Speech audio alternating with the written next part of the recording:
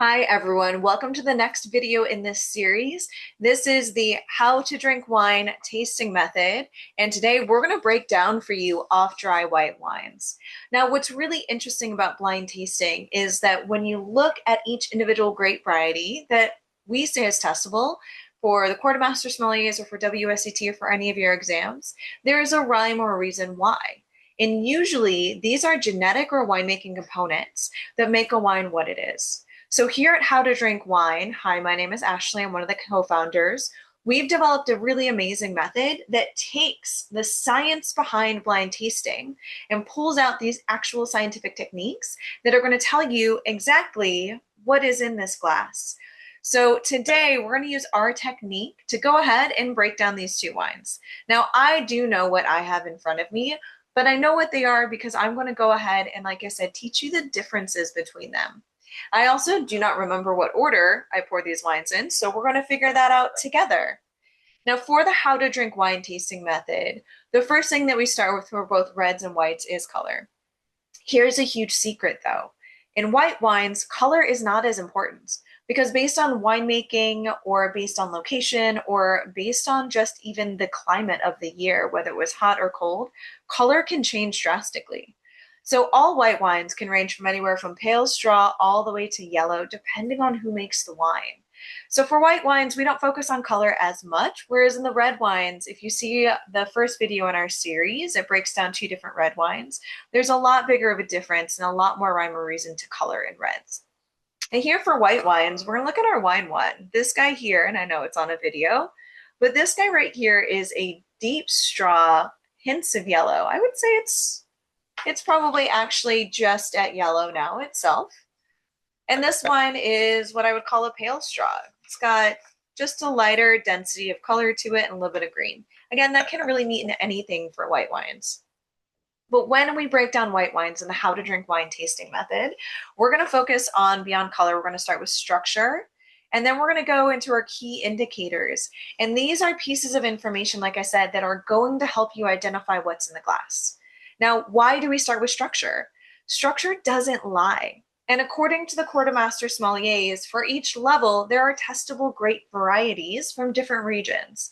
Now, at the CMS exam for the certified level, which is what we're picking wines from for this series, there's only really 7 white wines that are testable for you from different countries around the world, right?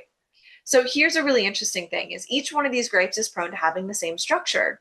So Chardonnay from California may be medium acid and high alcohol, and Chardonnay from Burgundy may be medium plus alcohol, medium plus acid. But things like Chablis are always higher acid, or wines like Riesling are always high acid. Chenin Blanc is always high acid, and these two are always off dry. So if you understand the structure of each one of your testable grapes, and we start with structure in our tasting, it's going to automatically eliminate possibilities. Now, honestly, if I were to just sit here and smell wine one, oh my goodness, I'd keep a lot in. Albarino, Pinot Grigio, Chenin Blanc, Chablis, right? These are all possibilities for this wine, even a little bit of Riesling. And until I get to structure, I will never know if this wine has any sugar or not, or where the acid is. And just by that, I can start eliminating possibilities. So for the certified level, there's only 3 grapes that are off dry according to this particular level of testing. If you're in Europe, you have more off dry grapes. Or, a lot of these grapes like Chenin Blanc and Riesling can be in a dry format. But if you do have an off dry wine, hallelujah, right? The 3 grapes that are off dry are going to be Chenin Blanc from Vouvray. It's going to be Riesling from Germany and possibly Gewürztraminer from Alsace. That grape can range from off dry to dry. Now, if you taste a wine and it's off dry, you only have 3 options. Why are you still considering Albarino, Pinot Grigio, Chablis? Like none of those are a possibility anymore. So I'm going to go ahead and taste the first wine. Mm. This wine has just a little bit of residual sugar to it. And again, luckily, that leaves us with 3 possibilities automatically. Ooh, my mouth is watering. Here's the trick with the residual sugar, though. Sugar covers up acid, where acid is corrosive. It's why our mouths water, right? It's trying to dilute the corrosive acidity before it attacks our cells. Acid can be dulled by sugar. So sometimes you can get your acid wrong when it comes to a off-dry wine. One of my favorite ways to figure out acid is actually to get it back where your jaw meets and under your tongue. This actually, those are where the four major salivary glands in your body are. And so these guys are really where you feel it. Here's another hint with wine tasting is the way that my body feels for high acid wine may not be the way that your body reacts. And that's okay because I love acid on my food. To me, high acid is pleasant and it's refreshing, where for you, maybe acid is too much. You have to set your own scales of where low, medium minus, medium, medium plus, and higher based on your body's personal reaction. Nobody else can tell you what to feel here. But knowing that wines like Chenin Blanc and Chablis are high acid and that residual sugar covers it up, we're going to taste it one more time and I'm going to get it right where I know I can feel the acid the most.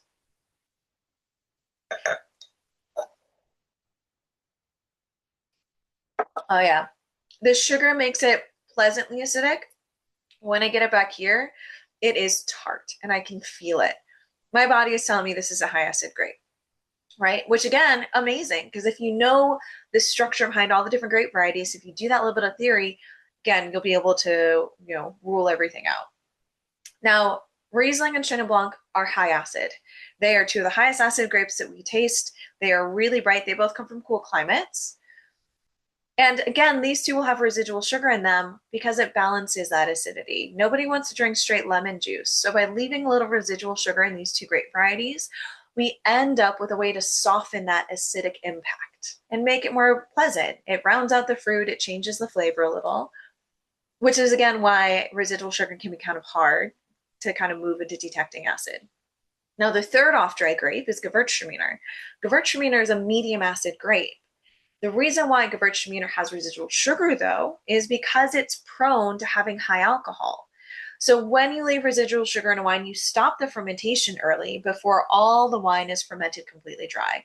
In Gewürztraminer, which can get up to 16% ABV and a really warm vintage, this stops the wine from being too alcoholic and leaves some pleasant sweetness to round out its very floral and fruit-forward flavors.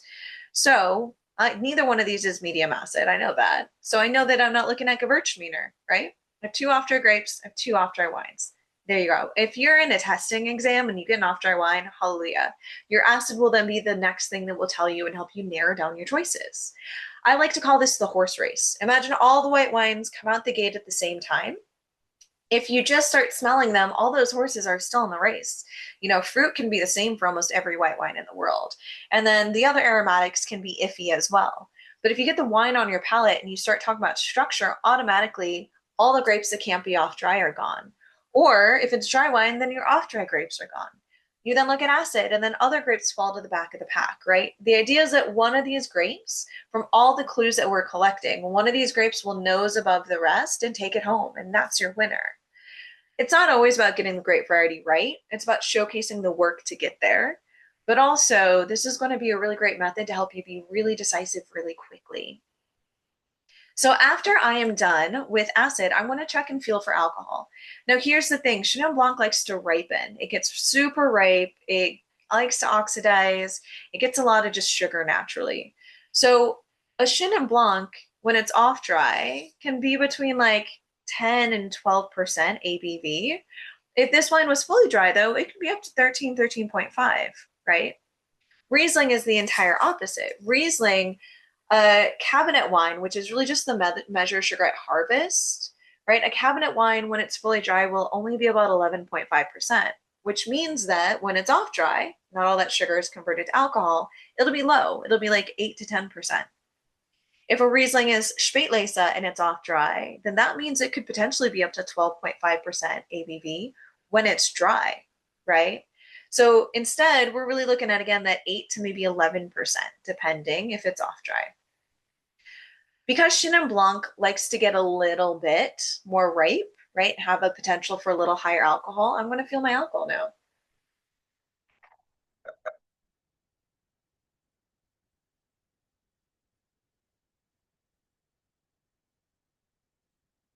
Now, when I do alcohol, I do like to let a little bit of it slide down my throat. It has acid. There's a lot of acid in there. And what I'll do is then I'll wait for it because the alcohol in anything that we drink will eventually evaporate based on our body heat. That's what causes that reaction. It's why you feel the burn when you do a shot of whiskey, and it doesn't really burn for beer. And again, this is personal settings. For those of you that drink cocktails, this is going to seem like it's low alcohol. For those of you who only drink beer, it's going to seem like it's high. I get just a little bit of heat, and I know by my own practice, which this is the easiest thing to practice because we can see, alcohol on our bottles of wine, which is so great. I'm going to say that this is between like 11.5 and 12%. So I'm in medium alcohol here, which again, Riesling, unless it's dry, won't be there. Right. So now I have an idea of what this is. So I'm going to teach you the rest of the white wine key indicators just because if this was a dry wine, you should still go through them. The first thing that we look for after we do structure in a wine is we look at oak. If there's any oak in a wine in the US for the certified exam, it's only Chardonnay. If you're in the rest of the world or advanced levels, we can toss in Sauvignon Blanc from California or Bordeaux. We can toss in Viognier, Marsanne, and Roussanne, right? But then again, there's cool ways to break those guys apart too that we'll do later on. But we're going to look for oak. There's no oak on this wine. At least not any new identifiable oak. We're looking for that, cinnamon, nutmeg, toast that we get from like new French barrels. Not on here. The next thing we look for is pyrazines. And pyrazines is the chemical compound family that creates the green vegetal notes in Sauvignon Blanc and in the entire Cabernet family. So if I were to get pyrazines, that grass, that jalapeno, that green bell pepper, I would be in Sauvignon Blanc territory. There's also another chemical that ties in called thiols, and thiols and pyrazines are really good friends. They like to hang out together. And a lot of times thiols get confused for pyrazines. Thiols is that tropical fruit, the pineapple, guava, grapefruit, lemongrass note that we can get in wines. And it's really high in Sauvignon Blanc. So not only am I going to check for green notes, vegetables, I'm also going to check just for grapefruit. Don't get it. So if I didn't even taste this, this would eliminate Sauvignon Blanc. There's no pyrazines here. Thiols, though, are in high doses in Sauvignon Blanc, but we can also find it in Albarino and Riesling. So that could be a little key for breaking apart our off-dry white wines, because Chenin Blanc doesn't have thiols that are at a high enough detectable threshold, and Riesling does, right? But I'm not getting either one here. And then the next thing we look at is they're called terpenes, and this is the family that creates floral notes. Now, if I had a lot of terpenes in here, Gewürztraminer like reeks of roses, Toronto's reeks of roses. The other two that are moderately terpenic versus highly terpenic are Albarino and Riesling. And sometimes Sauvignon Blanc can get up there, right? And then the rest of the grapes really don't, they can have flowers, but they're not an overarching identifiable feature. And this guy, I'm getting like a ton of flowers here, right? So I'd say low terpenes. And the last one, if this was a dry wine, we'd look for lees contact. The rest of the key indicators help you eliminate options, and it takes you down to 3 potential varieties if you say no to oak, no to pyrazines, no to terpenes. That's what we call the neutral triangle. And the neutral triangle has extended lees contact. It gives these 3 grapes that may not have a ton of flavor or body on their own, and it gives them body, and it gives them a little bit more richer flavor. And that is the sense of like stale beer, yeastiness, sourdough bread. And I do get a little lees in here, but again, not an overarching identifiable feature. And lees contact too, if you put it in a really aromatic wine, can kind of dull some of those pretty aromatics. So a higher aromatic wine usually won't get a ton of lees contact. Great, so we just went through structure and key indicator here. So now let's go ahead and move on to wine 2. So this is the one I said is more in that straw camp. I'm going to go ahead and just get it straight on my palate.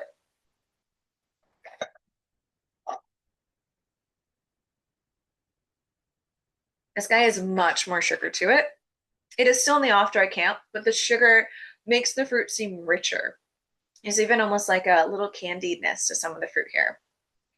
Also, too, it makes acid really, really hard to detect. Like if I was just doing this as a first step, I'd say this is medium acid. I want to do it again.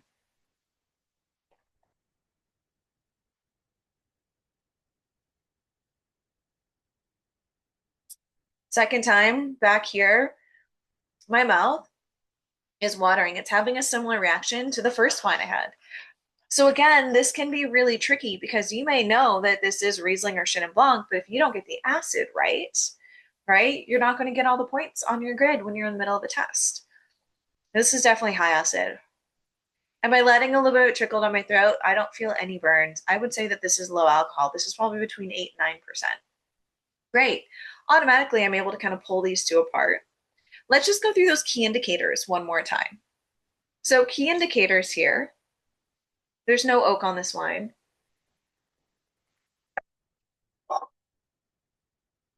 There's no paraxanes. It is floral. It has this pretty apple blossom and honeysuckle note to it. Is it intense enough to be Gewürztraminer? No. But is it part of what makes this wine what it is? Yeah. The honeysuckle is very pretty here. And then there are no lees contact, right? There's no extended lees or time, on the yeast here. So now I've got these two wines, and I'm fairly certain I know what they are based on structure and terpenes. But in case these two are closer for you, how do we break them down? So let's talk about it. So from there, I would start the rest of my grid, and I would go up and I would do fruit, and I would talk about apples, pears, citrus, stone fruit. Chenin Blanc is a really apple-driven wine. And what's interesting is it likes to oxidize. Like I said, when these grapes are crushed, they like the juice starts to turn brown. And even if winemakers work really, really hard to pull it back, there's still always this kind of slight oxidation here. It can be very faint, like a bruised apple or bruised fruit, or it can be intense, like a full-on apple juice note, like that kind of oxidation. People also say that there's notes of kind of like beeswax or lanolin that show up here. And again, those kind of like oxidized bitter notes can come through that way. Riesling is such a beautiful, pristine grape that winemakers in Germany usually take it, they make it, and it goes straight into bottle. So you won't get any oxidation on Riesling unless it's older. And again, winemakers vary. So there's Rieslings from Germany that do see some barrel time and some other things, but classic Riesling is really clean and bright because you want those fruit, those flowers, those really pretty notes in there. So out of that, this wine, oh my gosh, it smells like baked apples. Like you literally baked a bunch of apples for breakfast. There's a little oxidation here. And this wine, there's none. Now, one of the other things to look for is Riesling tends to have more stone fruit. It'll have green apple, lime, lemon, but it almost has this really pretty peachy quality to it. And then the mix of the sugar and the acid on the palate, it almost makes, to me, my personal opinion is it feels a little like peach candy. So you may have descriptors for Riesling that are different than what I have, but if it helps you take it home, use it. Remember, no descriptor will take it home completely. The idea here is that we're collecting clues. And some of the clues may be the same, but the idea is to get one wine above another, even if they're close, right? So you can't rely on one descriptor or one clue. You have to use all of them. The next thing to look for is in Chenin Blanc, Chenin's not as floral, but it is herbal. And herbs really come in three categories, right? When we talk about herbal, we just kind of throw it together. And I think many people just assume we're talking about culinary herbs, oregano, rosemary, thyme, sage. In reality, culinary herbs is its own category. There's also a category of tea herbs. This is green tea or rooibos tea or black tea. Pinot Noir to me always tastes like black tea. And in Chenin Blanc, it tastes like chamomile tea. It tastes and smells that herbal sort of flower, right? And it reminds me of chamomile tea or even the fresh chamomile I grow in my garden. And if I get that note here, then that is going to put a check mark in Chenin Blanc's camp. Riesling can be a little herbal, but if it is, it's in that tea category again. And it's like, to me, Riesling resembles like Lipton green tea. Like I have this sensory memory from when I'm a child of road trips, and that's why I would drink on a road trip is like the bottled Lipton green tea. And wine too just has that for me. Like I said, it's like lemon green tea. And the first wine, I get those chamomile flowers. So what happens if you don't get chamomile or you don't get green tea? That's okay. Again, we're just collecting points. And not every wine will play the same. I'm giving you generalizations to look for. So if you don't have chamomile, but the wine is a little higher alcohol, it's a little less sugar, you get the oxidation, then I would still go for Chenin Blanc. Whereas if the wine is sweeter, lighter, cleaner, more floral, I would probably go with Riesling, right? Some of all the parts of the clues that we're collecting. The next big thing to look for here is Riesling can have notes of petrol. And petrol is this like rubber gasoline smell. To me, it actually smells like a plastic pool toy, like that synthetic note when you're opening a package. If you've seen the movie Somm, this is what Ian talks about when he says like fresh cut garden hose. It's that synthetic scent. Now, not all Rieslings have this. If a wine does have TDN or petrol, it is most likely Riesling. Like Riesling is one of the only grapes in the world, and the only testable grape that we actually can pick this up in a detectable threshold for humans. But if your wine doesn't have it, it doesn't mean it's not Riesling. High doses of petrol are a fault. Winemakers work really hard to keep it to a minimum. So sometimes you'll get a wine where it's faint or not there at all. It doesn't mean it's not Riesling. It just means that it's made in a pretty clean fashion, and you have to use the rest of the grape to justify it. So this wine here does have that petrol. Like it's got this like interesting rubberiness on the palate.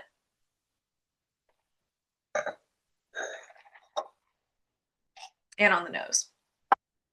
Now, the last thing we're going to look at is both of these wines can have notes of honey. I want you to know that honey is different than botrytis. Botrytis, when a grape bunch is infected by Botrytis cinerea, it takes on really complex notes, not just honey. It takes on ginger, saffron, medicine, iodine. Botrytis cinerea is in the same fungal family as penicillin too, so it can come across this like medicinal note. So if you have botrytis, you'll get deeper, richer tones. But both these wines can smell like honey without having botrytis, so be careful.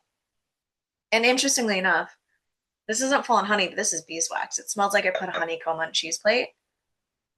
And this is like orange blossom honey, or like super light honey, or even just nectar, even like a little orange flower water. So I can confidently say, by using the how to drink wine tasting method, that if I'm faced with two really, really similar wines, both off dry, both with very similar fruit descriptors and non-fruit descriptors, that this is how I would break them down. So I hope you enjoyed this video. We're going to do a lot more. I'm going to do the neutral triangle, which is Pinot Grigio, Albarino, and Chablis. We're going to do more red wines, thin skin versus thick skins, old school terms, I know. So if you like this video, please follow, subscribe, watch our YouTube channels. We've got a ton of courses coming up. We have an amazing blind tasting bootcamp, which is live sessions. You get 12 wines to master the world, and we are going to break down this method together over 4 different classes. And then if that doesn't fit your schedule, we're launching an on-demand blind tasting course as well. And we do have the Somm School Mastering How to Study, as well as the Somm School is our class umbrella for our on-demand classes. We're going to be coming out with tons of them. Service theory, it's all on its way. The next two, though, the Blind Tasting Bootcamp will be launched in January 2026, as well as the on-demand course. Till then, we also offer private coaching sessions. If you want to do this one-on-one, we can do blind tasting, service online, wine theory. I can teach you how to build curated study plans, help you study according to your learning style, and lots of other things. We also have our 10-week Certified Sommelier Prep course that'll be launched again next spring. So feel free to reach out, email me, Ashley@howtodrinkwine.com. Check us out at howtodrinkwine.com. Check out all the fun things. Thank you so much, and I will see you next time.